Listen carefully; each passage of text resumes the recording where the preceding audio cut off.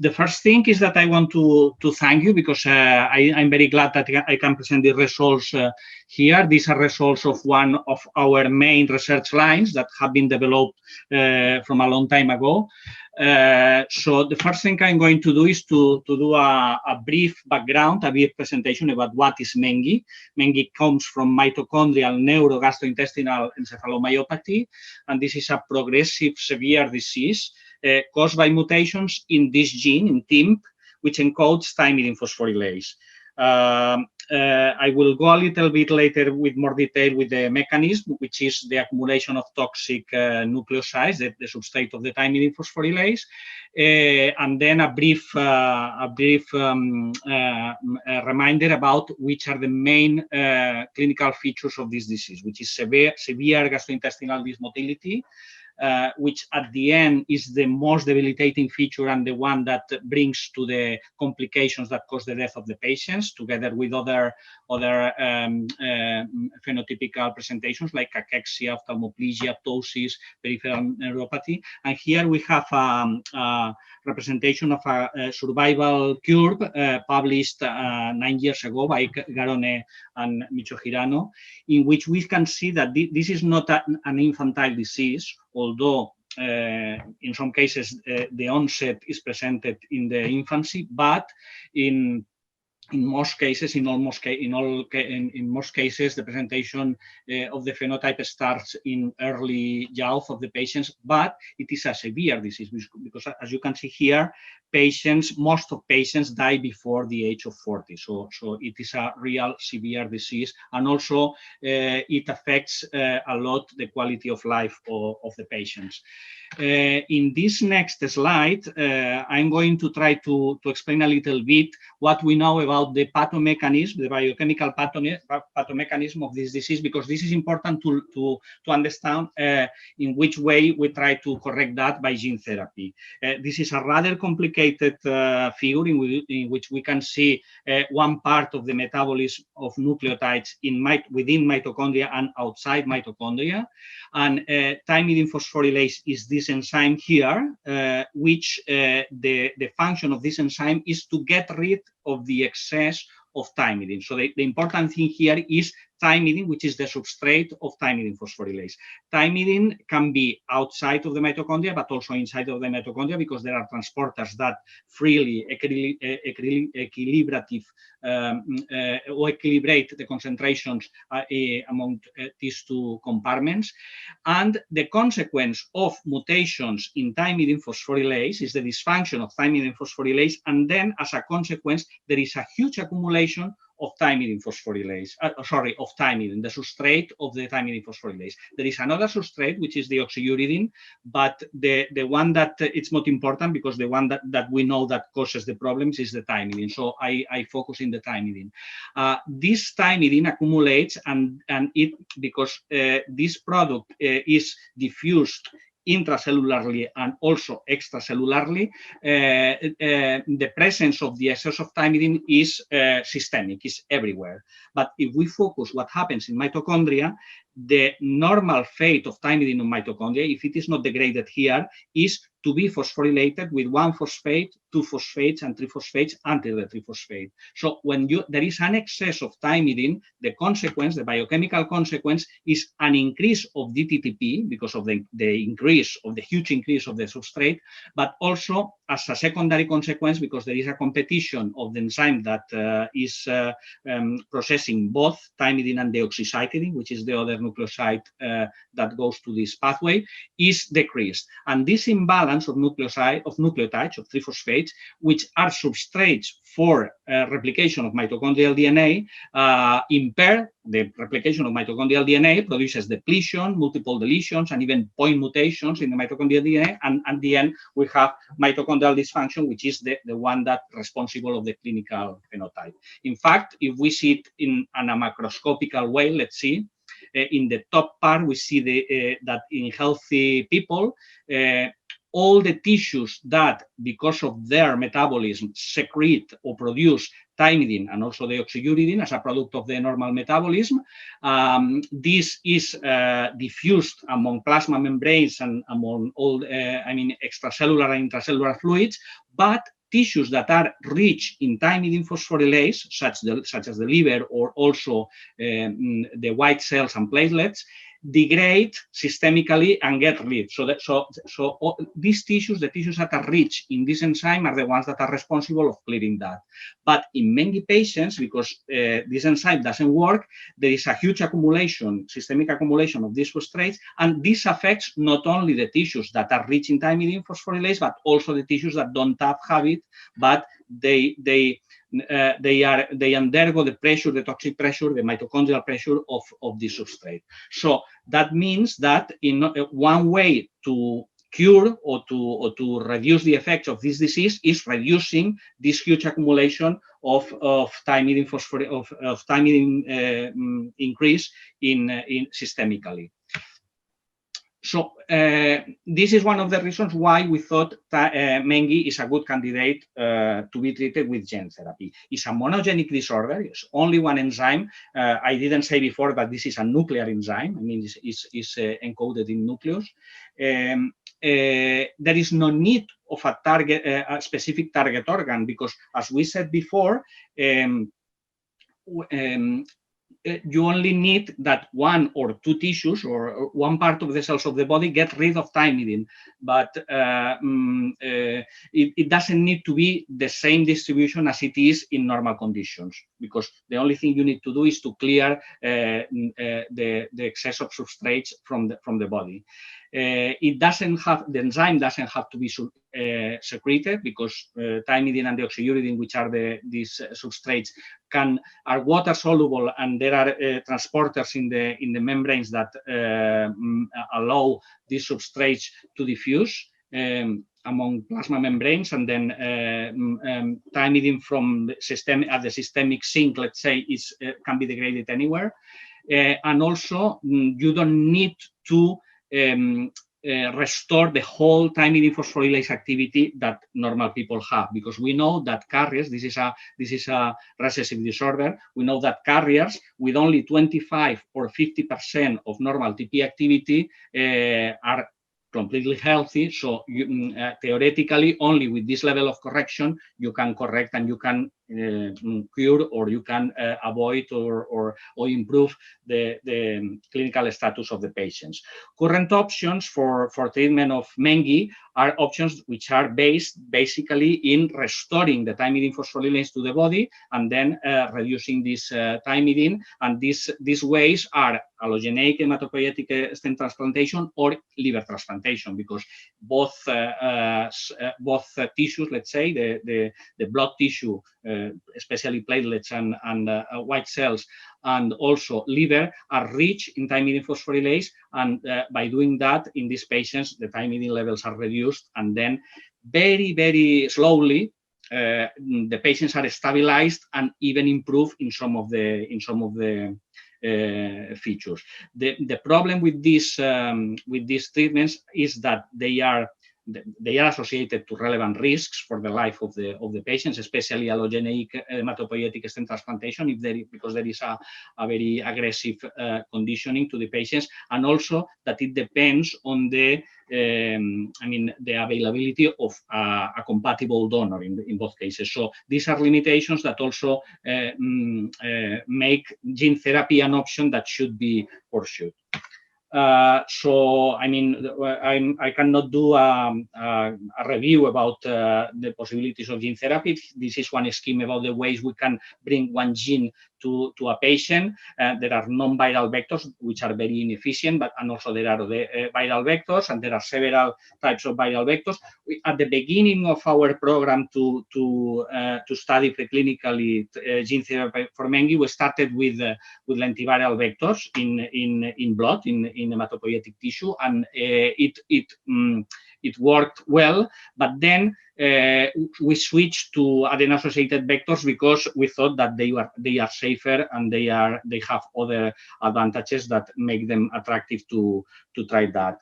So Well, this is a table. In fact, this is collected from a review from Carlo Viscomi and Massimo Ceviani. There are some examples about in which mitochondrial diseases adeno-associated vectors have been used. I mean, I didn't have the chance because I had other things to do at that time to attend the talk of about the program of the liver, the lung disease. But this, I mean, curiously, this is the only one that has gone to the clinical stage, and is the only one among the ones that I present here that is in the mitochondrial DNA. In the other ones are genes are aimed to correct genes in nuclear DNA, and all of them are at the preclinical level at several degrees.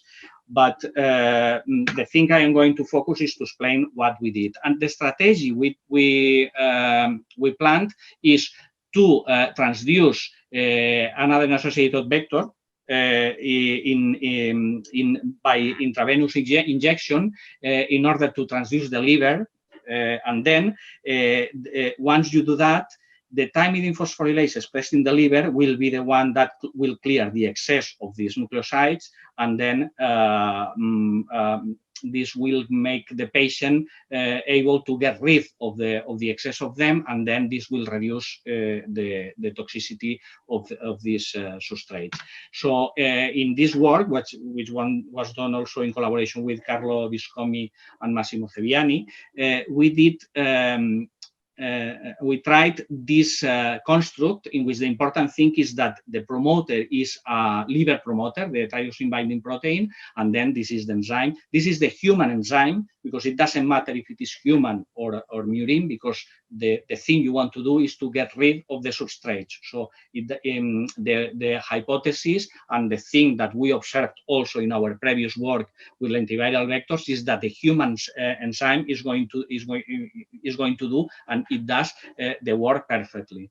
So we injected the animal model of the disease, and I will go a little bit more in depth about what is this animal model later. But the question is that in this case, you have to knock out two genes, because the function that in humans is done by thymidine phosphorylase, in the mice is done actually by three enzymes. I mean, thymidine phosphorylase, UPP1 and UPP2. But in this, I mean, at this point, we only had the possibility to use the double knockout, and this double knockout presents some features that are make it good to test the therapy. So we did several, we injected several doses of this adeno-associated vector. This is an adeno-associated vector with serotype 8 that goes to the liver. And then the results show very, very clearly that, if you see by Western blot the band of the protein, this is the human protein. That's why you don't see the band in the wild type. And of course, you don't see the band either in the knockout. But then with different doses of the adeno-associated vector, we restore the protein, and then this is the densitometry of this.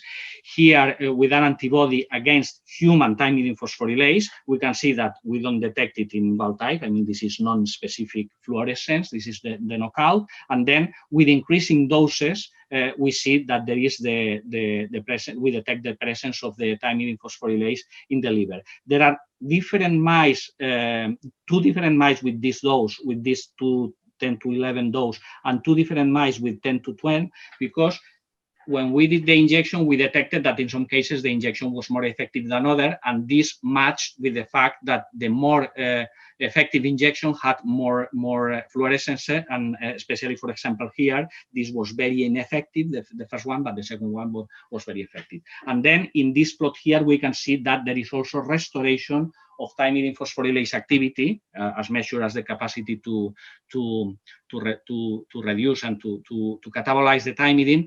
And this is another thing that is important, is that, as you can see here, the wild type levels in mice of thymidine phosphorylase in activity is of 50, but then when we inject at several doses, we are up to one point in which we are overcorrecting. We are giving the mice a lot of more activity that they have. This For the animal model, probably is not very relevant because, I mean, we want to cure the disease and we want to cure the animal in order to prove that we can cure the disease. But because in humans the activity in liver is much higher, it's not bad news that we are able to bring these levels so high. And also this give us also the chance to test if this is toxic somehow. But anyway, the question is that in the previous slide I was showing the activity, and then in this slide I'm showing the effect on the nucleosides, which is the thing that is more important for us. So this is in these representations we represent the levels of thymidine in blood over several weeks in wild-type mice, and also in the knockout and treated mice, which shows that there is a threefold increase of thymidine, and then different doses I mean, this dose here, this dose here, here, and here, and we can see that the effect is very clear. With the lowest dose, there is some variability because there are some mice in which the reduction is not very efficient, but then at the second dose, the third dose, and the third and the fourth dose, the effect is very clear. And also it's very clear that in many cases we are over reducing. This shadow here is the normal concentration of thymidine, and we see that in the mice we are over reducing. And again, for us, this is not a bad news, because we know for sure that in humans we will need more efficient activity, because the levels of transduction are going to be probably lower than in mice. This is something that we already know for the adeno-associated vectors. We also later on followed these mice for a long time. I mean, in the previous slide we only studied for several weeks, but then we did another long term study. The genes that are provided by adeno-associated vectors don't integrate in the genomic DNA. And then that means that if the tissue, the turnover of the tissue will dilute the amount of thymidine phosphorylase that we provided to the liver. So that means that probably with the time the effect is going to be lost. And this is something that for sure will happen when you use AAV vectors. But we wanted to know, at least in our model, how stable it was. And we saw that for low doses, I mean, the effect was lost with the time. This is weeks. I mean, at the end, this is almost 1.5 year life of the mice. But then, when you increase the doses, the effect is more stable. In the top part is thymidine, and then in the bottom part is the oxyuridine. That always parallel in the behavior when you study both nucleosides. We also studied in the long term the activity in liver, and we saw that the activity in liver was stable. And sorry, this is not the activity. This is the levels of the nucleoside, not in blood as in the previous slide, but the levels within the liver. And then we saw that in the liver, in the tissue, in the own tissue, there is also a long-term effect. And there was no difference in the survival among different groups of treated or untreated, even wild type or knockouts. I mean, this, as I will say in the next slide, or probably in another slide, the phenotype of these mice is purely biochemical. So unfortunately, we cannot see effects that are more convincing in terms of clinical phenotype. But I will talk about this later, because we did some studies in order to try to pursue this. Since we know that we want to maximize the ability to provide thymidine phosphorylase, especially because we know that in patients probably we will need more activity than the one that we need in mice, because the mice live less, so they have less time to accumulate toxicity. The accumulation of thymidine is higher in patients, so we want to make sure that the amount is enough. And also we know, as I said before, that AAV transduce better mice than humans. For this reason, we studied the influence and the potential improvement by using different promoters. So here, in this next study, we compared the original promoter that we used in the previous study, but also this promoter, which is a constitutive promoter that is not only expressed in liver, but in more tissues. And then two variations of the alpha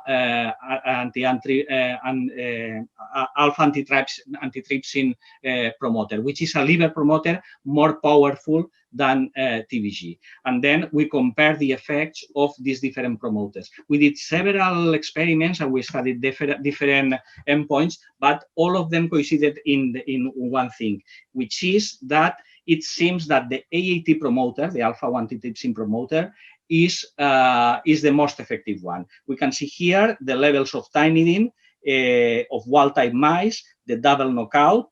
This line is the level of the wild type without injection, the basal point, and then different doses of AAVs with different promoters which are represented in different colors. The blue one here is the alpha-1 antitrypsin, and then here is before the injection, I mean the actual individuals before the injection, and then 1 week post-treatment, the one that was more effective at the lowest dose was the AAT. And then this was maintained 4 weeks and 24 weeks. But the only one that was able to normalize of the first week after treatment, it was alpha-1 antitrypsin. And this was also observed with thymidine phosphorylase activity. So that told us that probably if we want to go to clinics, we have to use better this alpha-1 antitrypsin. That is also one promoter that has been used also for clinicals in the hemophilia treatment with adeno-associated vectors. So I mean there is clinical use of this promoter. We also tested potential hepatic toxicity of the treatment. I mean, we did it in the previous study, but I am showing here in this study too, in which there is no detection of relevant toxicity by measuring alanine aminotransferase, which is, as you know, one of the biomarkers or one of the markers of liver toxicity, hepatocellular toxicity. I mean, these are the levels in wild types, and studying at the beginning and then after the treatment, we can see only very few and very moderate, very mild elevations in some cases, which are not consistent because at 28 weeks, I mean, they don't persist. And also, I mean, is something, I mean, you can see also the wild types have some variability. So we didn't study a lot, and we didn't do many studies of toxicity, but by this, at least by this study, and also by survival, we didn't see anything wrong with these mice. So as I said before, this mouse only reproduces the biochemical imbalances observed in MNGIE, which is good in order to study the effect of the treatment on the biochemical toxics that this disease presents. But of course, it is always better if you want to show and if you want to demonstrate and convince that one treatment is good for the disease, it's always better to have a model that has some clinical phenotype or some functional phenotype beyond the biochemical correction of the problem, of the imbalanced biochemical metabolites. So we took the advantage of the previous report by the group of Mitochondrial, who was the one that generated the original animal model, the fact that we know that chronic oral administration of thymidine deoxyuridine, giving an extra overload of these nucleosides to the mice, stresses and exacerbates the phenotype of the model. Even giving these oral doses of thymidine and deoxyuridine, you only see mild phenotype and at the end of the life. And it is also difficult to reproduce among different labs because it is so mild that probably different diets or different conditions or different settings make these differences less visible in one places than in other. But we tested that, and then at the end we obtained some dysfunctional things that we were able to study. So in this study that has not been published yet, we reproduced this stress with all oral doses in water, I mean, over the whole life of the mice, in order to enhance the clinical phenotype. And then with this enhanced mice, we treat them with several doses of the AAV of the vector, and then we studied the effect. Here we did a study. We did a study of the pharmacokinetics behavior of the thymidine and also the deoxyuridine in the mice.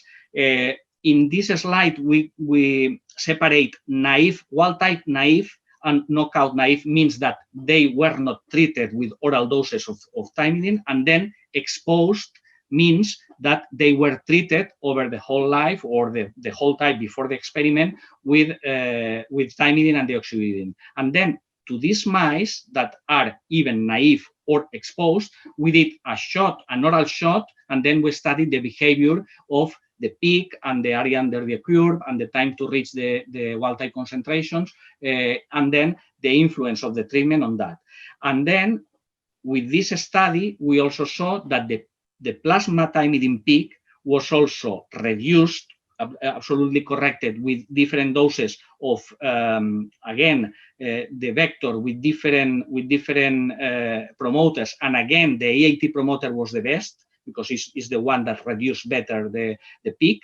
It also reduced better the area under the curve, which is a very good indicator of the exposure of the mice to the toxic compound. And also the time to reach the wild-type concentration was also the lowest with this promoter. So this confirmed that the AAT promoter is the one that optimizes the expression of this enzyme. And this is again a biochemical phenotype, but then we also studied two of the two main kind of more functional or clinical phenotypes that we could reproduce to recapitulate in these mice. One of them is something that the patients also have, not exactly the same way, because they have diffuse leukoencephalopathy, and in the mice we can see increased volume of the ventricles. So exposed mice here, as we can see here, increase the volume of the ventricles in the brain, as compared to wild type naive without treatment, knockout naive, but even wild type exposed, even knockout naive don't have that. But when you give them nucleosides, then they increase this volume, and then the treatment with the vector, providing thymidine phosphorylase to the liver, is reducing significantly, especially with this one, which is the best one, again to normal values, the volume of the ventricles. And then the second functional phenotype that we could kind of revert, at least partially, is the behavior in the Rotar rod. The Rotar rod, as you know, is a device that tests the neuromotor function of the mice. I mean, this is a rod that is rolling, and then we measure the time that the mice last to fall after, I mean, while this is rolling, no? The ability for them to be maintained in this rolling rod here. So again, we can see that exposure of nucleosides to this knockout mouse is reducing this time. So is revealing or is stressing the clinical phenotype, or is giving a clinical phenotype or something similar to clinical phenotype, let's say. And then again, we can see that the treatment with the thymidine phosphorylase at least partially reduces, because there are significant differences, especially in some of the best, the higher doses of the time to fall. So that means that by this we are preventing, at least partially, some clinical or some functional features that were not observed, or it was not possible to study with the non-stress mice. So as a summary of this part, and then it will be very brief later, we can say that in vivo preclinical testing of gene therapy is indicating that there is efficacy, restoring biochemical homeostasis in this model of the disease. It is long-term sustained, at least in mice. I mean, we know that in humans probably is not going to last forever, but we see that here there is at least some long-term effect. The AAT promoter is the most efficient one among those that we tested, and there is also a positive result in preventing some neurological dysfunctional endpoints in this nucleoside stress animal model. And as far as we observed, and with the test that we didn't observe liver toxicity. So that means that, we think that with this, we can propose that this can be used or should be tested to be translated to patients as a therapy for patients. And in fact, I mean, we already did in the past, a long time ago, already we obtained the orphan drug designation. Also, we obtained scientific advice for the first vector by the European Medical Agency. The time is gone. Okay, so very briefly, the fact that we got I mean, a design that was approved. I mean, I will not enter into details. We did, I mean, we built a consortium in order to do a clinical trial if possible, if funded. We applied for funding. We didn't get funding, and then we now are waiting in order to see if we can get some biopharma or somebody interested in funding, because as you know, the studies with that is very expensive. So now the only thing we need is to recruit funds in order to test this in patients. So the last slide is just acknowledgement of the people that has been working with that. Javier Torres, the first one, then Raquel Cabrera, we did the second study with the promoters, and then Ferran Vilà, who has been doing the work with the stress model. And then also our collaborators, Carlo Viscomi, Massimo Ceviane, Federico Mengocci, Micho Girano, and Silvia Lopez Piedrafita. I'm sorry because I didn't see the chronometer, so I am done. Thank you.